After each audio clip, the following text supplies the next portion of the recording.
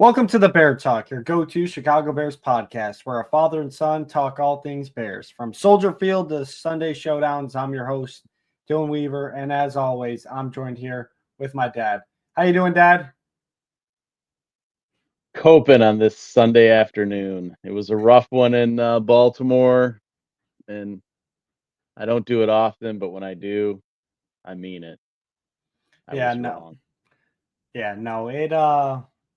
Forget it's been 4 wins in a row, so I kind of forget the feeling of doing these after a loss. Definitely doesn't feel good. But overall, just not good enough on all three phases of the game. Um, Definitely was a disappointing one, considering, not having Lamar Jackson playing.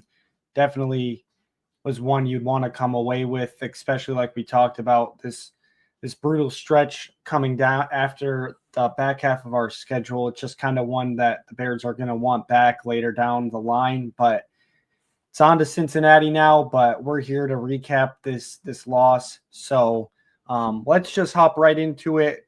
As always, with our post game shows, we kind of run through the stats before we get through everything. But we'll start with the offensive side of the ball. Caleb Williams, 25 for 38 with a 65% completion percentage, 285 yards. Granted, about 50 of those yards came on that last drive when the game was pretty much already over. So he was right around 230 yards before when it was still a one possession game. Make sure to take that into consideration. One interception, no touchdown passes for a second week in a row. One sack today. On the rushing side of it, I'll just kind of run through it. We had 23 total rushes for the Bears offense, 96 yards total rushing. Caleb Williams did account for 25 of those, so about 70 yards rushing on 20 attempts for the running backs in the backfield today. DeAndre Swift, 11 carries for 45 yards. Kyle Monangai, 7 carries for 24 yards. And I will say, too, with those two rushing, just like Caleb Williams, how we were talking about, those last 50 yards coming on that last drive when the game's kind of already out of reach, unless a miracle happens. Same thing happens with this. Most of those rushing yards came on those first two drives for that Bears offense where we were running the ball well. And then after that, those first two drives, it was like 2 to 3 yards a carry, if that, not even. Couple tackled in the backfield. So after those first drives, the run game kind of disappeared. Not necessarily that Ben Johnson didn't call enough run plays, just more so we weren't getting the yardage we needed. With the receiving side of it, I guess a bright side, you could say Roma Dunze finally back, where he kind of started the first 4 weeks of the season, 7 catches today, 114 yards. He had 10 targets, so three balls in there weren't completed. DJ Moore, 4 catches, 73 yards. Another one to look at, that about that 40-yard ball was completed at DJ Moore at the end of the game. Nonetheless, it was a great catch, great throw. I don't even know how that was completed. Colston Loveland, again, another 3 catches this week, 38 yards. Zacchaeus, 7 catches for him as well, but only 33 yards. Kind of a lot of underneath stuff for him. That's about it. DeAndre Swift had 2 catches for 26 yards in there, and then Duvernay and Burden both had a catch as well. For the defensive side of it, Nahshon Wright actually led the team in tackles today, which was definitely interesting to see, to look at now. He had a QB hit as well. Wow. Tremaine Edmonds only had 3 tackles today. That's definitely probably a good reason, too, why the defense didn't look as good. Tremaine Edmonds has been leading us in tackles, and he's way down this. Had to scroll quite far way down just to find him on here. 3 tackles for him, but nothing really stands out for the defense. It just looked like a lot of short stuff today where they're just consistently moving the ball. And then in the second half, on those 2 scoring drives they always had one big explosive play to get themselves in our territory. And then from there, the defense looked fine, but it's just the explosive play that got them in position. Kind of just a little disappointing from the defense today, but I mean, with the injuries, that were out there, it definitely was showing, especially in that secondary. Like everything underneath was just not wide open, but they were a step behind the whole game trying to guard these receivers who, like we talked about in the pregame, these aren't special receivers outside of Zay Flowers. They're pretty normal receivers, I would say, that average NFL receivers. And, we're down to our third and fourth string corners, and they're just ultimately a step behind, which didn't help as well. For the Ravens side of it, Tyler Huntley was 17 for 22, 186 yards, 1 touchdown, 2 sacks for him. Derrick Henry, 21 carries, 70 yards, averaged 3.4 yards a carry, did have the 2 touchdowns. So ultimately, I do feel like the defense did kind of stop Derrick Henry, but the other guy that really at the end of the game too just started to gas us was that Mitchell guy, their third string running back, 4 carries for 43 yards. It almost felt like every time he got the ball, it was outside zone stuff, and he kept getting the edge on us. Was getting about 10 yards a carry for him. Other than that, though, the rushing wasn't anything too crazy. Same thing with the receiving. It really wasn't anything too crazy. It just couldn't get enough stops. Big third down plays, weren't able to get off the field. I think one thing that sticks out to me when watching this game, have to find the stat on it of how many penalties we had, but we were, we were in fact in double-digit penalties once again, which is not a recipe for success. The Bears have been penalized quite a bit and able to pull out some of the closer games.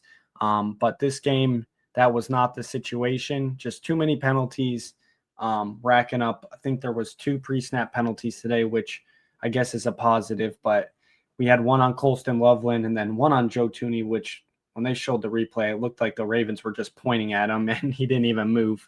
They tried that twice. In reality, I think it was 1 pre-snap penalty, 2 that were called, but Colston Loveland, which he's been popping up in that category quite a bit with the false starts.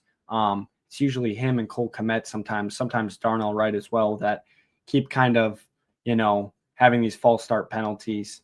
But I don't know. You take the way. Which way you want to go with this? After reading some of the stats, what are some takeaways that you might want to talk about after watching the game? Here's what I say, right? I mean, obviously, I'm clearly down in the dumps, right? We're on a 4-game winning streak. Wanted it to be 5. But in reflection, right? I mean, the defense is the defense. They're battling through injuries. I think they've done the best that they can do. We've been battling through injuries the whole season, right? And we were living on cloud 9 with multiple takeaways a game, which obviously will turn the tables and help you win those games. But unfortunately, we had some close ones, but it didn't, it didn't bounce our way. And the offense, the first quarter, I felt real good. Like I was like, okay, we got a game, right? We marched it down. I will say though, while we did march it down the field, we relied on field goals again. We had Yeah. two field goals that Cairo hit there in the beginning. The third one, granted, I think was a 48-yarder, down the middle, but just not enough leg to pull that off. 58 58. yards. Yep. So 10 yards more than what I said, but just not enough leg to get it there.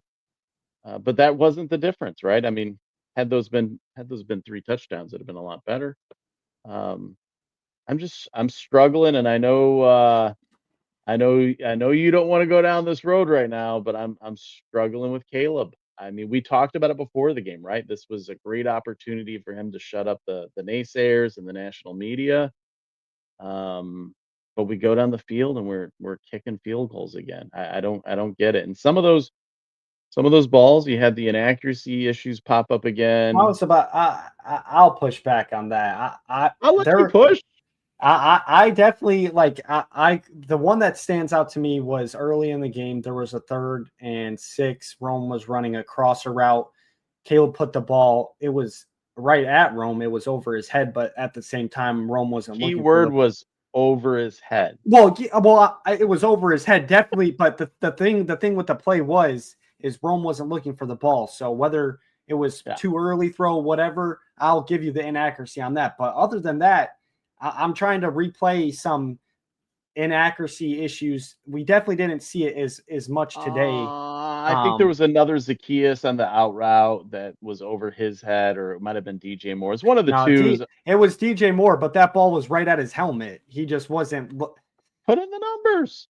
I mean, I hear you, but I at the know. same I time, get it. they are NFL players, and Yep. it's not like it's over their head. It's right. The Roma Dunze one, looking back on it, I definitely agree. It was a 3rd and 6, crucial play call. Blitz was coming. I think this was on our second drive of the game. We're about to be pretty much in the red zone, and it was thrown right above Roma Dunze's helmet, but he wasn't looking for the ball. So Yeah, that's just something of them not being on the same page. But that and then DJ Moore one was the same thing. It was even the right. announcer said it. You're an NFL receiver. It's right at you. Yeah, you'd and like it on the numbers, right on the money, but at the same time, it's a catchable ball. You make the one-handed catch at the end of the game. That's insanity. the circus catch. Yep. Yeah. The other one that sticks out too, and it's not Caleb's fault, right? He's scrambling. He's got Rome, down the right side, and he throws it low where only he can get it. And I was about to say Rome, that one went right through yeah, Rome's head. it's not Rome's fault, right? I mean, or not Caleb's fault. And so it's a combination, right? We're a growing team. We're a young team. It's Ben Johnson's first year. I'm trying to find all the silver linings to this. And I will say the interception was really bad. That one at that point, it's a 7-point game. Yeah. You're still hanging in the game. And Caleb tried to fit one into Rome. Not only did he try to fit it into him, but he threw it behind him, and the receiver, And the DB, just two jumps defenders are right there on him too. Yeah, no, 100%. I'll agree with you on that one. That one was probably the worst throw of the day. But other than that, on the run stuff today, it was all accurate. I think he had one where he did throw on the run. Colston Loveland and DJ Moore were in the same area, and it didn't really look like any of them got near it. But I will say that one too. But for the most part, all the on the run stuff, he hit a couple, especially starting the game, right in stride, keep the chains alive. And Roma Dunze did make some contested catches there where he had tight coverage on him, especially early in the game. It was just, at the end of the day, I think, like you said, I think that is the number one thing. We're settling for field goals, and it helps. I mean, that was like 10 field goals in a row now. All the points do definitely add up at the same time, but when it's a game like this, you can't settle for field goals, and it's hindsight. They didn't know that at the time. They kicked 2 field goals, they're up 6-0, but at the same time, like you said, they score a touchdown. All of a sudden, those 2 field goals don't even matter. Now you're playing from behind again. So I would definitely, I agree, but the interception is definitely that Caleb, I felt, in my opinion, was having an above average game until that point, and that kind of give the Ravens their chance to close the game out essentially and go up by 10 points. And that was just not a good throw. I 100% agree. But for the most part, I thought Caleb played a good game. And I do want to talk about one thing though, and I think we talked about it on the phone, but these goal line scenarios, I get the run game's been good for the past 2 weeks, and I'm not questioning Ben Johnson. Ben Johnson is a proven play caller, but at the same time, though, the first drive of the game, when we are on the 2-yard line, we run 3 run plays in a row and can't get an end zone. Now, granted, you can look at the offense line, you can look at the running backs, you got to punch that ball in the end zone. But at the same time, too, it's like maybe let Caleb get a chance of play action rollout. Let something happen. And I know you're over here. You're texting me during the game. Well, that's right after the pick. You're like, well, that's why Ben Johnson's not throwing on the goal line. I can go. Caleb's at 4 interceptions. I can go look up right now the interception leaders. I bet you there's some really good quarterbacks that have more than 4 interceptions. You got to let the guy throw the ball. That's all I'm saying. And for the most part, like I said, that before those, we're talking about the play calls before in the goal line. That was before the interception, and Caleb was playing just fine. Thought he was playing really well, literally, until that interception. Honestly, I really do. But I know you do. I do agree. You want to see the touchdowns. You want to see the touchdown passes. Right. You don't want to see the interceptions. I 100% get it. Here's what you don't understand, just because, not that you don't, you understand the game of football. You understand it way better than I do. I mean, you know a lot about football. Here's the thing that you don't understand, though, is my age and experience, right? And it was Jim McMahon, right? And I hate to go back to 85, but that's, as a Bears fan, that's where I got to go. And if McMahon was in the game, I always had a feeling we have a chance, right? And there's some games that he shouldn't even be in, and we've talked about it before. The Vikings game where he, begs basically to get in the game just to come back and win it. And with Caleb at the helm, I haven't got that feeling yet. Like with him, we have a chance, and I think that's what makes great quarterbacks. Like Okay, but just no, no, no, no. no, Let me no. finish. Don't you? I listened to you defend them. Now you got to listen to the rebuttal because I'm going to give you some examples. If Josh Allen comes into the game, as a Bills fan, he's going to give you a chance to win the game. If you have Patrick Mahomes coming in the game, he's going to give you a chance. I don't have that feeling yet, and I don't think Ben has that feeling yet. I think there's some concerns with consistency that is leading to him to call the plays the way he is. One to protect Caleb, right? He's got to protect his confidence because if you lose confidence as a quarterback, you're in trouble. And I think two, he's trying to get as many points as he can on the board. And he'll get there. It's year two. It's he's 5 games. What are you? 7 games in, 7 games into the 24, season. 24th start today. He's 23 years old. He's got time. I feel good for the future. It's we ride the highs when it's a 4-game winning streak. The second we lose, that's why I'm not bashing on him. I mean, he's gonna grow. And I understand everything they're doing, but I just even when we got the ball back there in the fourth quarter, I didn't have the feeling like, oh yeah, we're gonna do this. Oh, but let me counterpoint that because Counter. we've been on this post game show Yeah. and we've talked about it. The Raiders game, you didn't feel confident when he had the ball in his hand and took the team down the field to go win. He's had 3 game-winning drives this year, and you don't feel confident with him in the ball in his hand. But usually the game-winning drive is to him to get down there to get a field goal. It's not him to go down and get a touchdown. He did that in the Raiders game. I don't know. It's just I'm this just saying. post-game after a loss. I get it. You're not processing everything, and I get it. Your point is valid. It 100%. I'm a fan. It is valid. I'm just saying the one thing that Caleb has done is, for the most part, is when that fourth quarter comes on, he is pretty clutch. He should have had several game-winning drives last year in his rookie year, but because of coaching, the games weren't won because of bad coaching. He should have had several game-winning drives. And now looking at this, it's actually making me even more mad. I finally was able to get over to the team side of it where it breaks down everything. So the Bears had 25 more total yards than the Ravens in the game. Yeah. Bears had one. No, we lost the time special. Did we? But we had one turnover. Obviously, we lost the turnover battle. That's a negative. That's usually a bad sign. We had 19 first downs to their 24. Penalties, like we said, here they are. 11 penalties for 80 yards to their 6 for 45 yards. Third downs, we were 6 for 12. They were 4 for 10. So we were better in the third down scenarios. Fourth downs, we were 0 for 1, the one right at the end of the game. Yeah. And they converted 1 fourth down, 1 for 1. Red zone, another thing that we've already talked about. Instead of settling for field goals, we were 1 for 3. They were 3 for 6. Time of possession was pretty split, but they had one more minute than us on the possession. But looking at it for the most of these stat categories outside of the penalties, and obviously the turnover, but everything else, the Bears were doing better, and then the red zone, obviously. But this one definitely hurts. I'm not going to say that the Bears lost this one. I think the Ravens, and they had a good game plan. They worked it. They won the game. So I'm not going to be the fan that says we lost this game and they didn't do anything, because they did. I mean, they won. I'm not saying they didn't do anything. I'm just saying, looking at it, it's just it was definitely. Now, I hate to foreshadow the future, but I'm really scared because. Well, the good news is the Bengals just lost to the Jets. No, that's not the good news. No, that's the bad news. No, that is great news. Because the Bengals are going to be so upset next week that they're going to hurt us. That's what I'm scared about. It's great that they lost. They could have been on a 2-game win streak, riding a high, thinking they're back. Wait, we just got to hold on for Joe Burrow.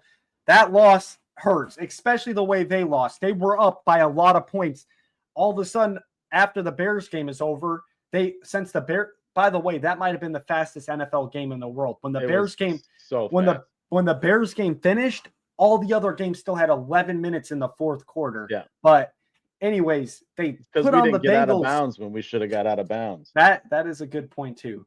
The Bengals game comes on my screen, and all of a sudden the Jets are first and goal. They score and they take the lead. I'm like, I looked at halftime. The Bengals were up like 3 possessions. Yeah. They're showing Jamar Chase and T. Higgins making all these catches. It's good the Bengals lost. Believe me, it is good. And I will be at that game next week. So definitely excited to be there in person. But we need our secondary to get healthy. Obviously, Kyler Gordon, as we talked about in the pregame, he will not be back. But Tyreek Stevenson needs to be back, or it could be serious trouble because we saw today with these mediocre receivers. I'm not being mean when I say this, but Zay Flowers, I feel like, is their only real threat receiver, and we're over here letting them just get open on 5-yard out routes, 5-yard curl routes, and they're just getting small gains. If those guys are routing you up, I promise you Jamar Chase and T. Higgins are definitely going to be routing our cornerbacks up. But nonetheless, you got to move on to the following week. You got to have a short-term memory because we were at 4-2 last year, and things shifted pretty fastly in drastic fashion.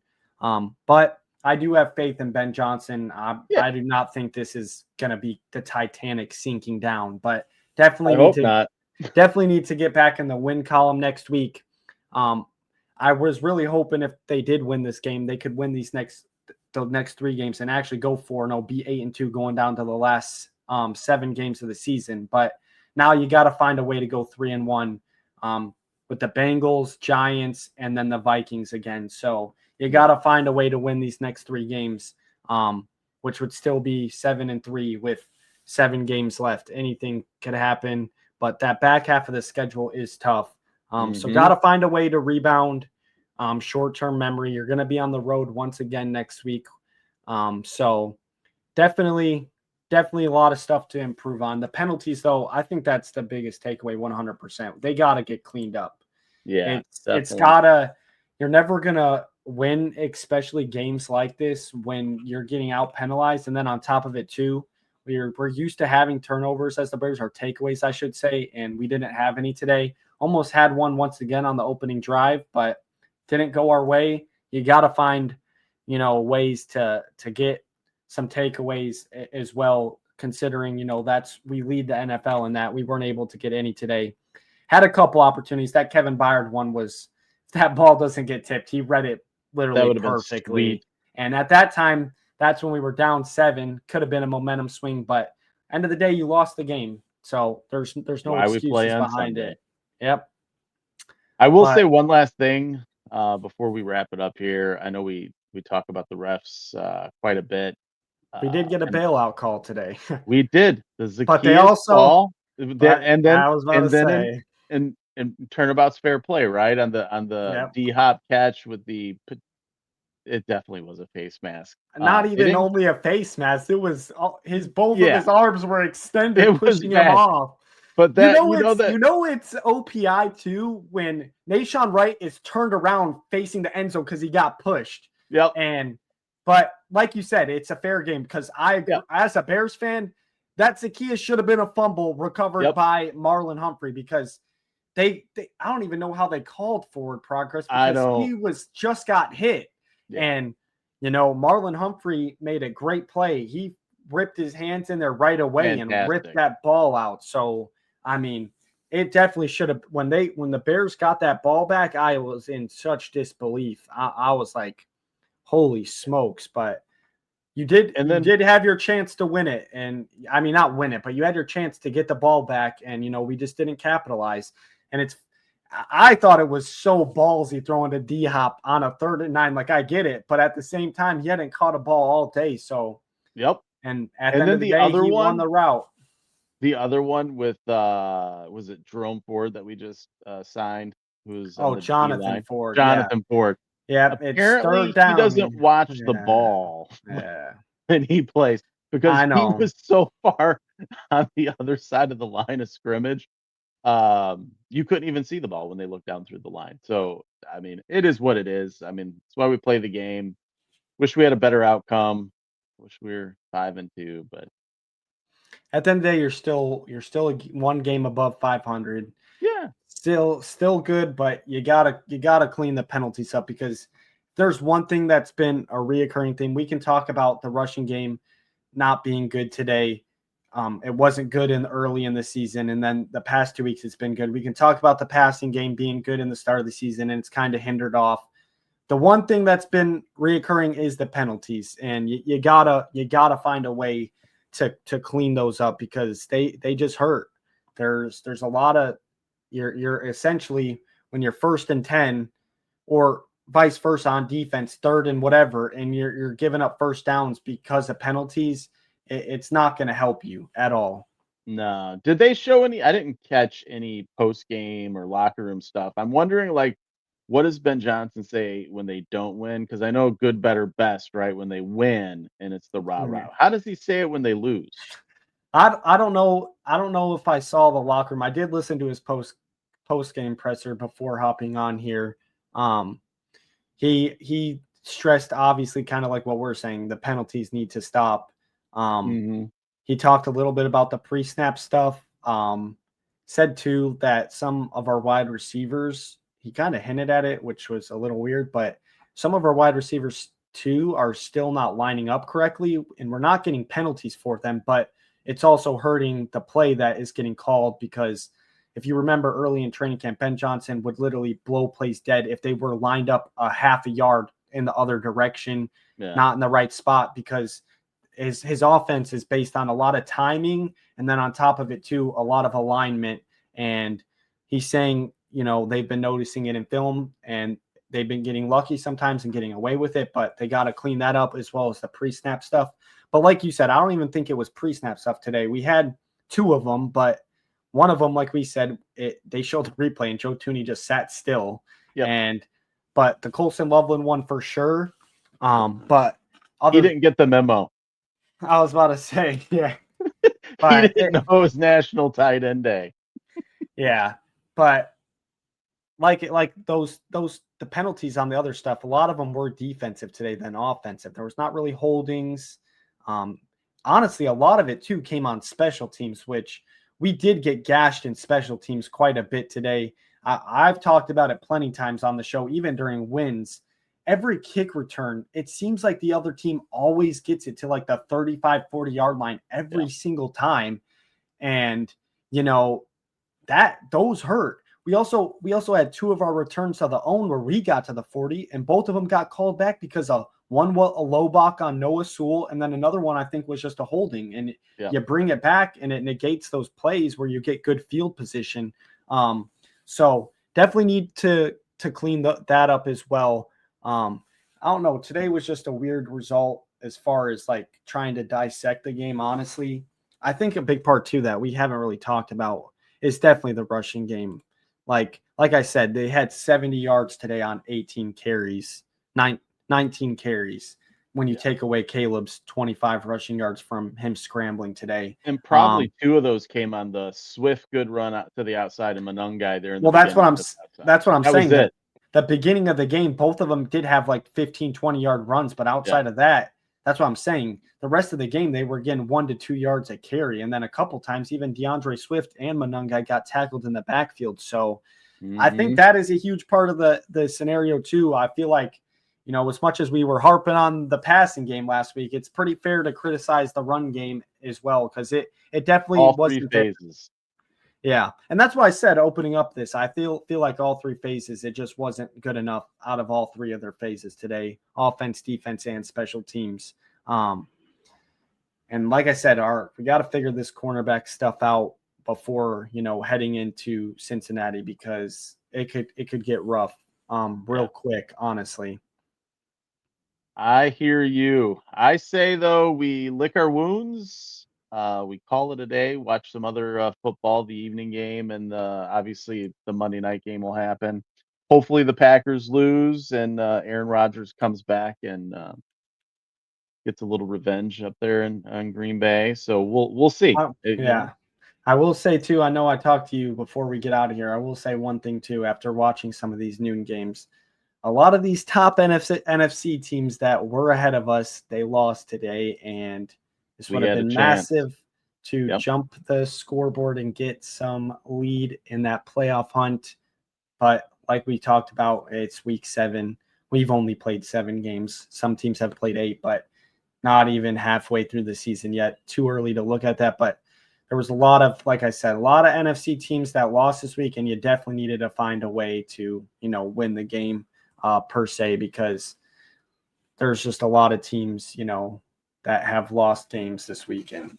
Could have helped out tremendously, but on to Cincinnati. I will be there next week, so I will try to get some footage, some maybe video recording, some stuff along there, maybe some content. Maybe I'll interview some Bears fans out there during the tailgate. Upload that to our TikTok to give you guys some content to look at.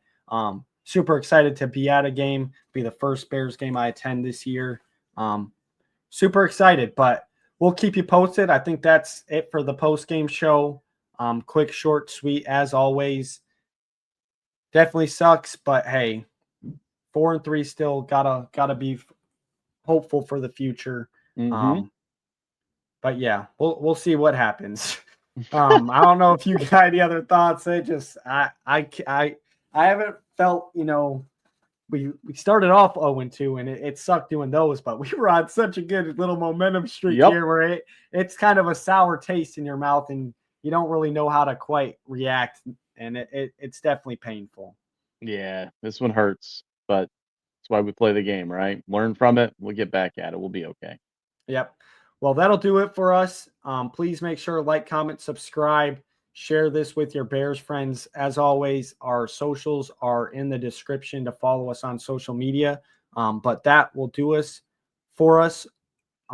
We will catch you next week on the pregame show against the Bengals. But for now, Bear Bear down. down.